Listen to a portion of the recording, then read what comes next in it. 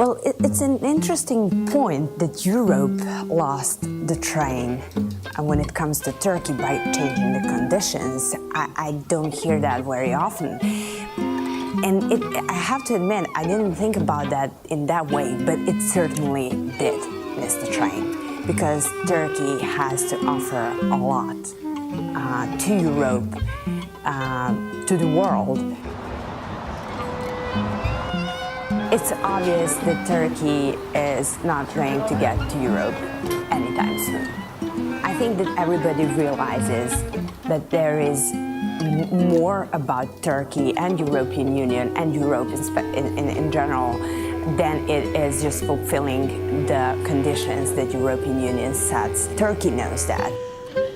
Turkey is a country who can offer, so to say, the same to Balkan countries as European Union can do. Investments that they make in Balkans and interest that they show when it comes to Balkans is much bigger and shows more opportunities to those Balkan countries than European Union itself does.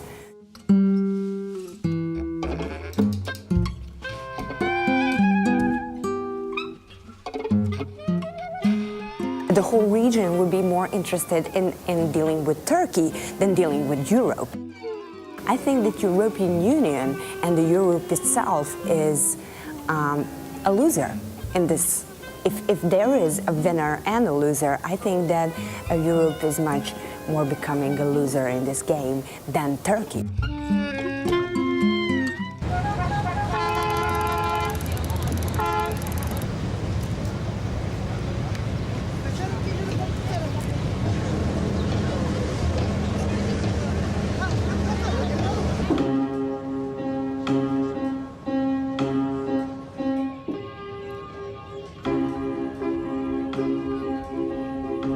Ces mosquées qui hurlent, ça bouge, ça grouille, c'est vallonné, il y a l'eau à côté, il y a tout, il y a cette espèce d'abondance d'éléments différents.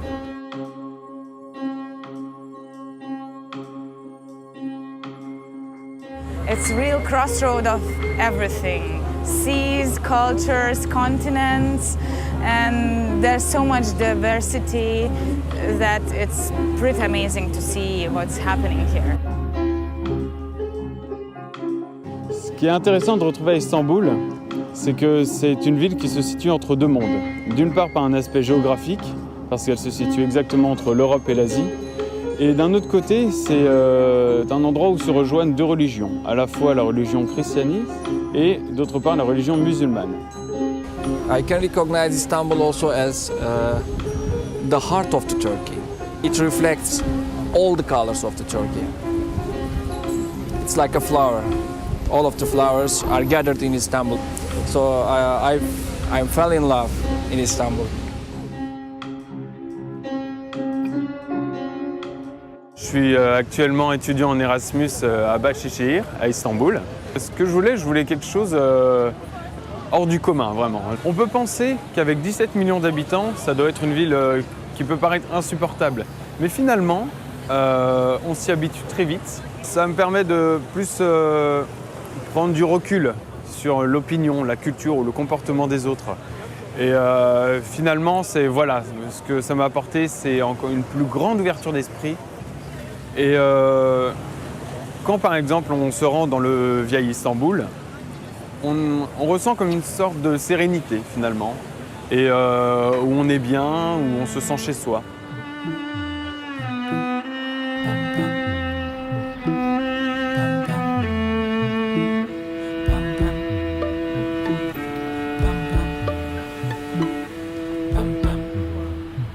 J'avais vraiment envie de... C'était même plus de découvrir la ville, enfin oui, forcément, ça va de soi, mais c'était vraiment d'y vivre, d'essayer de m'y sentir chez moi, de me dire que ma maison pouvait être ici pendant quelques temps, quoi. Petit à petit, je me sens vraiment, vraiment chez moi. Je suis venu ici pour pouvoir découvrir Istanbul et la culture qui s'y trouve. Moi, je suis arrivé ici à Istanbul sans avoir aucun a priori, mais vraiment aucun. Tout le monde me parlait, j'avais entendu des choses par rapport à toute la ville, à toute la culture. mais je refusais de croire à quoi que ce soit. Évidemment, dans une ville comme Istanbul de 15 millions d'habitants, beaucoup de similitudes avec l'Europe se font voir. La différence en fait à Istanbul, c'est vraiment que tout se juxtapose et c'est une sorte de gros bazar, de grosse agglomération de plein de cultures différentes oui, une sorte d'accumulation de choses et de choses encore. Ici, on peut aller d'un quartier à un autre, tout est différent. Il y a l'aspect touristique et très historique d'Istanbul avec Hagia Sophia, etc. Il y a Taksim Square et là, on est dans le quartier de Dolapdere.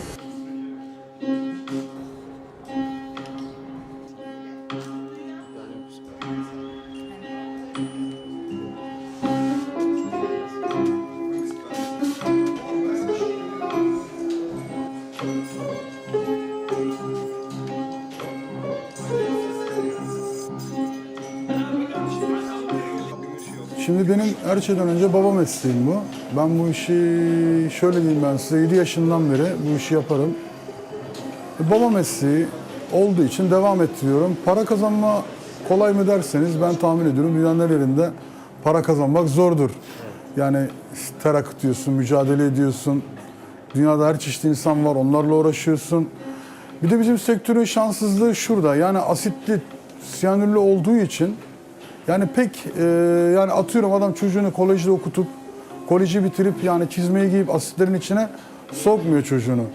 Haliyle biraz yani şey insanlarla yani hayata tecrübesi olmayan insanlarla, okul tahsili olmayan insanlarla mücadele ediyoruz. Beni olayın bu tarafı yoruyor. Çünkü aydın bir insanla çalışmak kolay oluyor, cahil bir insanla çalışmak daha zor oluyor. Meslek de şimdi zaten şöyle dediğim gibi yani asitli siyanürlü iş olduğu için rahatsız edici bir meslek olduğu için ben de şahsen çocuğumu bu işe koymam. Yani durum bu. Ama memnunuz, ekmek yiyoruz. Yani hepimiz buradan sebepleniyoruz. Buradan kaç kişi ekmek yiyor, çoluğuna çocuğuna ekmek getiriyor. Hamdolsun ve mesleğimi seviyorum ama. Bence Avrupa Birliği'ne girerse kalitemiz de yükselecek, hijyenik de olacağına ben inanıyorum.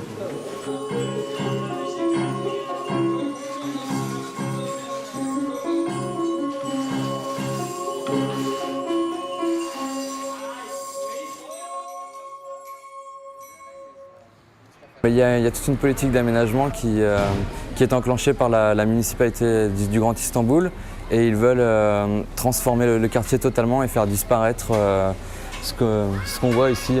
Pour eux, ça ne représente pas suffisamment l'image qu'ils veulent donner de la capitale. Il y a une politique de restructuration qui a fait amener, ils ont encouragé les artistes et les jeunes à venir habiter dans ce quartier, ce qui a redynamisé un petit peu tout l'ensemble du voisinage.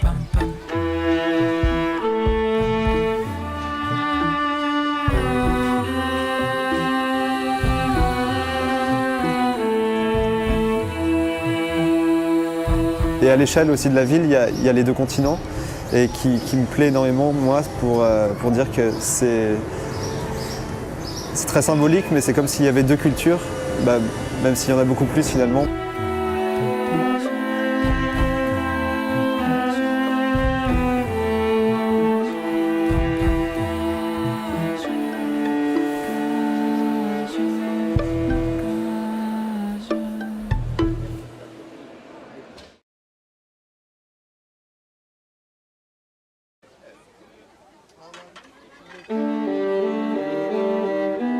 Quand Atatürk a voulu faire entrer la Turquie dans l'Europe, il a commencé par transformer l'alphabet et il a imposé par des lois en interdisant des mots et en sanctionnant l'usage de certains mots.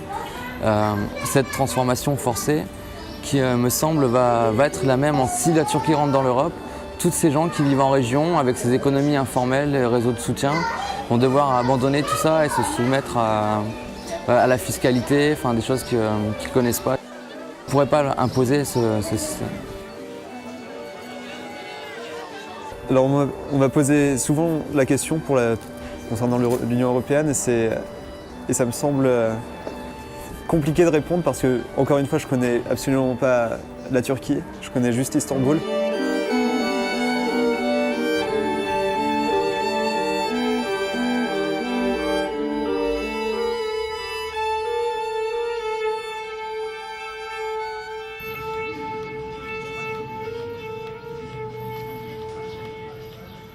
I can understand that there are some misjudgments about Turkey, and it's very normal.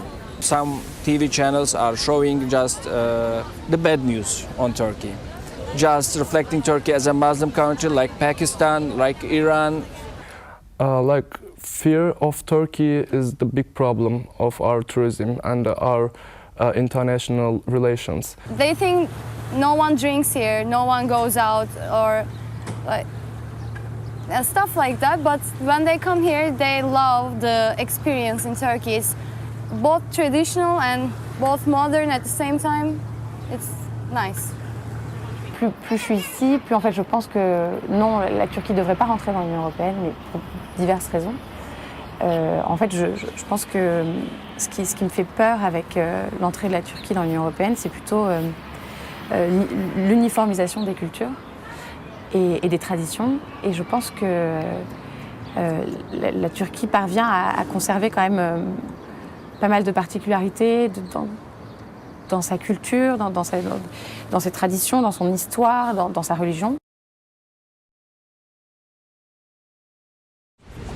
It is clear that Turkey has an ambition to be a member of the European Union, and they got social profit, they got political profit from these negotiations. On the other hand, it is clear that there is a disappointment from the Turkish society. They are hearing everything about what has been told in Brussels, what has been told in Strasbourg, or what has been told in Paris, Berlin. It is creating its own opposition in Turkey. Far right of Turkey, European Union is now, it's a bad news, but according to me, it's creating its own opposition. People start to think that European Union is not necessary for Turkey because of the big rules, because of the big changes for Turkish culture. Nearly half of the population don't want to be in the part of European Union. I think we are never gonna be able to join European Union, but I think it's okay and it's great that we try because it means we are trying to reach some standards. That means the more we try, the more we are gonna be better at stuff like human rights. We're gonna be a more democratic country if we try. Si on enlève tout ce qui n'est pas pareil qu'en Europe, la Turquie n'a plus vraiment ou Istanbul en tout cas n'a plus son charme, perdrait son charme et son caractère. Donc pour le moment, je préfère la Turquie en dehors de l'Union européenne, même si ça peut être un peu grave de dire ça, mais pour moi c'est beaucoup trop beau pour rentrer dans l'Union européenne.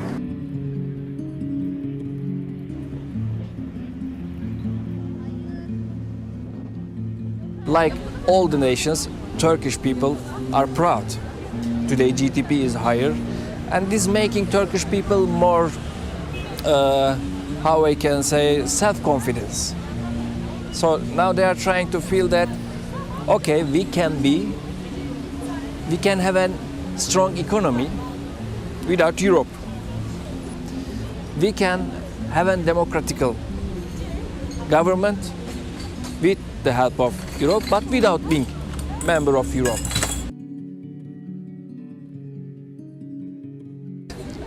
European Union has a very good role by pushing the reforms in Turkey.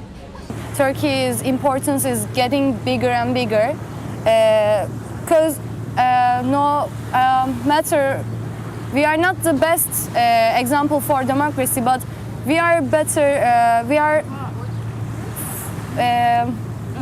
much in advance compared to other Middle Eastern countries. Since we're a Muslim country, we set an example for them. Turkey is becoming like a big brother for them. Secularism got its roots first at the Ottoman era. The Ottoman rulers were calling all the citizens as the millet. Millet is not a nation, millet is not a religion, millet is not a part of a religion. Millet is name of all of the citizens living in a country. This was one of the most important point today structuring Turkish society. J'aimerais pas en fait que l'Europe ait maintenant une partie du Moyen-Orient s'uniformise pour devenir un amas d'individus qui circulent sans franche identité, quoi. Et donc du coup, je trouve que la Turquie là en ce moment a une position quand même ultra privilégiée avec ce qui se passe au Moyen-Orient. Ça reste de l'ordre du discours, mais elle se veut quand même le grand frère du Moyen-Orient et le porte-parole un peu par rapport à l'Union européenne. Et l'Union européenne fait appel à la Turquie justement pour gérer un peu ce qui se passe au Moyen-Orient.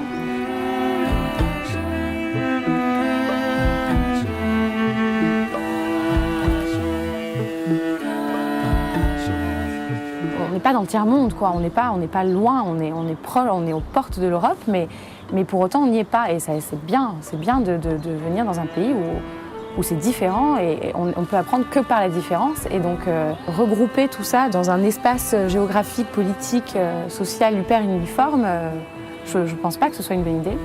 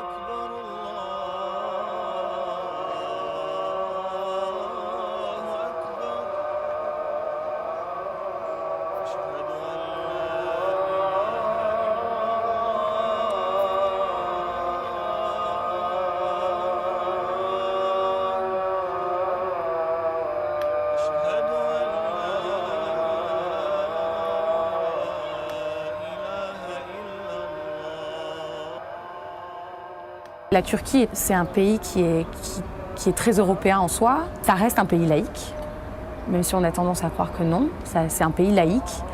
Il y a une constitution laïque.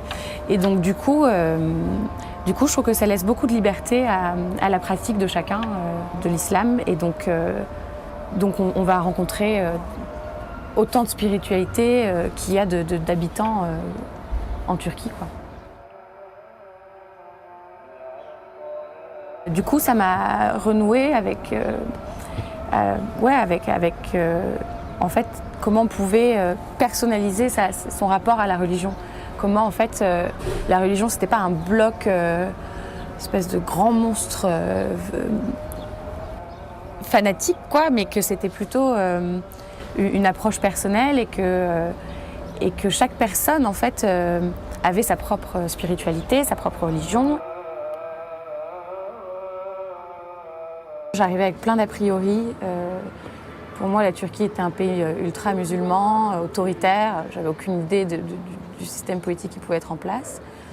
Et j'étais persuadée qu'il allait falloir qu'on se voile ou qu'on se retrouve dans des situations qui ne me plairaient pas, quoi.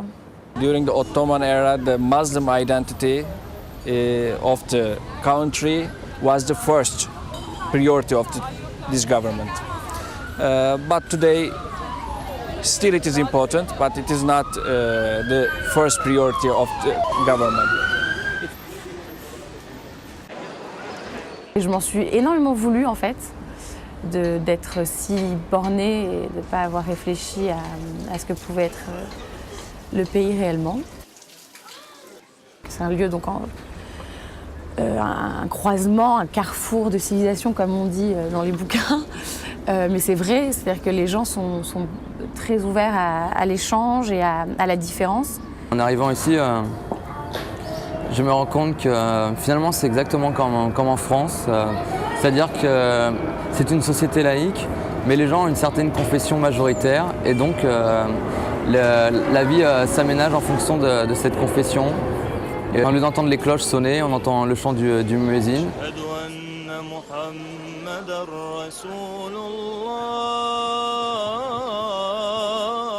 Praying hours, it's something very powerful. When you hear the people starting to pray and the mosques start to speak to each other, it's very interesting to observe, and the city becomes so quiet and everybody turns off the music and starts to speak a little bit lower, and then you understand that this is a power which you can compare to the test of the military alarm. Sometimes when the city is attacked with bombs, then they put on all those microphones telling you where you have to go to hide. But this is something constructive, like constructive power which you feel, and it's not about go and hide, it's about praying and being with you and with their God, and this is something very strong which you can observe, and that makes a big impression for me. And even I am not a Muslim person, even I want to freeze and just to listen.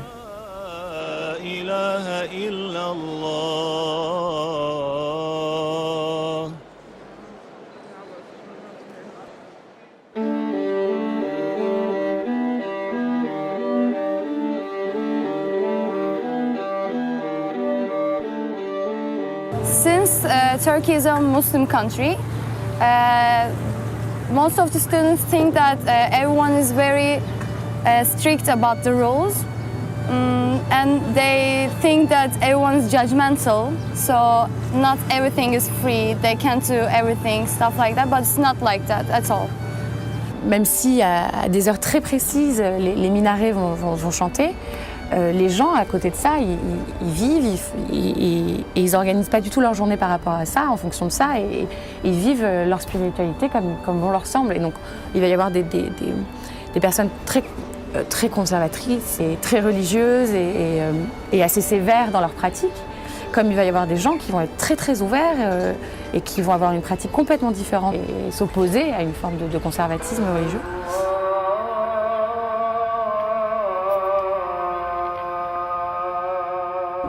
S'arrêter et juste écouter, en plus ça résonne, on s'entend presque plus dès que tu es en bas d'un minaret. Il faut hurler pour s'entendre, et donc du coup, ouais, ça crée une espèce de transe presque en fait. Tu te retrouves, ça donne presque envie d'être religieux, quoi. Tu te dis, nos cloches à côté de ça, elles sont nulles.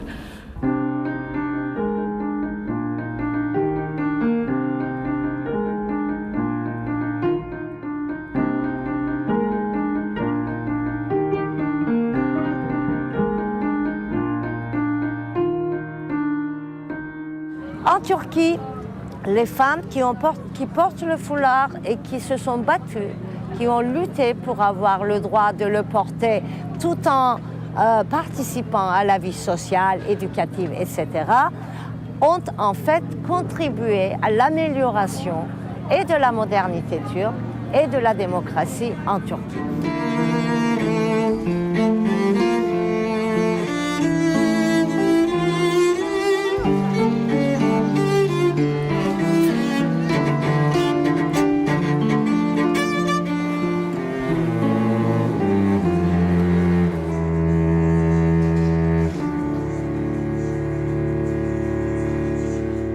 C'est une très belle religion.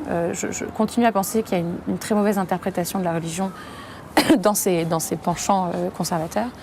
Mais c'est une spiritualité qui est très humaniste, qui est très tournée vers l'autre. Et donc du coup, j'essaye de me focaliser sur ça quand je pense à l'islam, plutôt qu'à tous les a priori qu'on peut en avoir, tous ces pans, enfin tout ce côté fanatique qui n'en fait qu'une perversion de l'islam originel, quoi. Quand vous êtes dans un pays à très grande majorité musulmane, vous vivez l'islam un petit peu au quotidien, et là vous constatez que cet islam, trop stéréotypé en Europe, parce que vu à travers le prisme notamment des plus intégristes, des plus fondamentalistes, etc., n'est pas du tout l'islam, ou en tous les cas est assez différent de l'islam que nous vivons ici en Turquie. you really feel like you walk on the edge between two big contrasts, between very religious and traditional environment and also very modern and how to say, young and non-stereotypical environment. And then you also see that culture is bursting here, and they all very perfectly live together in one atmosphere, very tolerant atmosphere actually, because otherwise it would be impossible. Le pouvoir politique continue à ne pas accorder autant d'importance qu'il devrait le faire à ces questions de femmes et à l'amélioration des conditions des femmes. Mais par la pression de mouvements activistes dans le domaine de la participation politique des femmes, chaque parti fait un peu plus d'efforts par rapport à avant.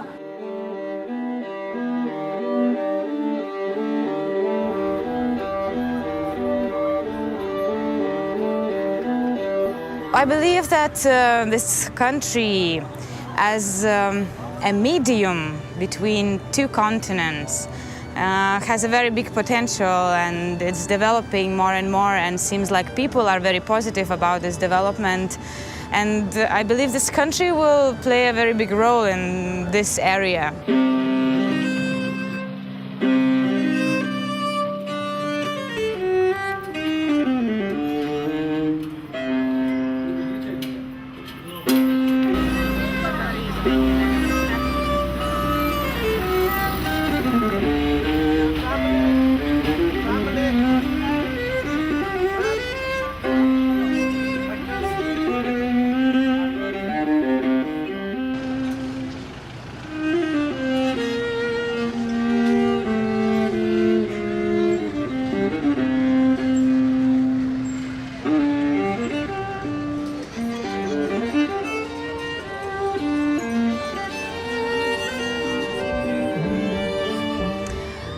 I feel that everyone could find their home in this city.